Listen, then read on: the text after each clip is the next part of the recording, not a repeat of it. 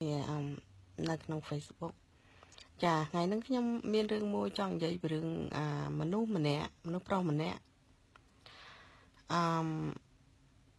ទេមកខ្ញុំអត់លើកទេមកខ្ញុំអត់លើកតើហើយទៅលឺតាមលឺ message តាម voice mail ប្រាប់ថារឿងហេតុអីបានមិនលើកទូរស័ព្ទគាត់ហើយចុះបើខ្ញុំរវល់ឲ្យខ្ញុំលើកល្មិចព្រោះអ្នកឯងទេមកអត់មានដឹងពេលដឹងវេលាអីព្រោះស្រុកខ្មែរពេលយប់នៅអាមេរិកពេលថ្ងៃ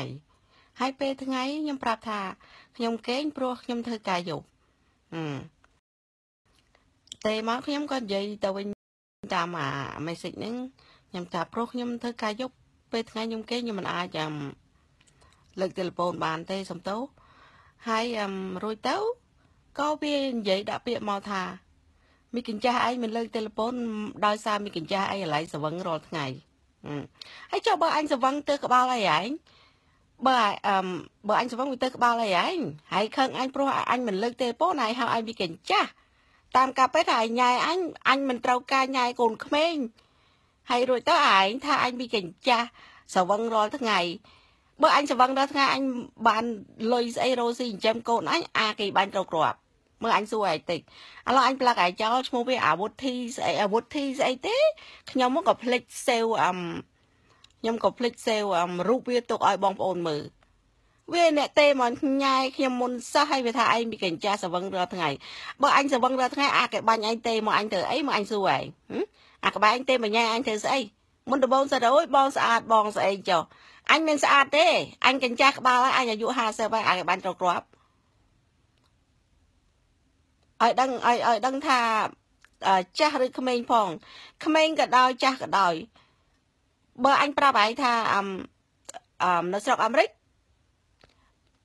ពេលថ្ងៃនៅស្រុកខ្មែរពេលយប់មួយថ្ងៃម្នាក់ហើយអញប្រាប់ហើយថាអញដេកធ្វើការអញដេកថ្ងៃយប់ឡើងធ្វើការហើយនៅស្ដាប់អញមិនបានហើយខឹងអញមិនលើកទូរស័ព្ទចុះបើលើកទូរស័ព្ទឯងធ្វើស្អី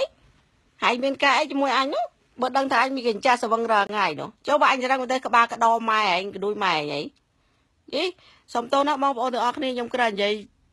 តែជាមួយមួយចង្រៃនឹងមួយទេខ្វះអីគេអ្នកទេមកខ្ញុំលើកពេលខ្ញុំតនេខ្ញុំលើក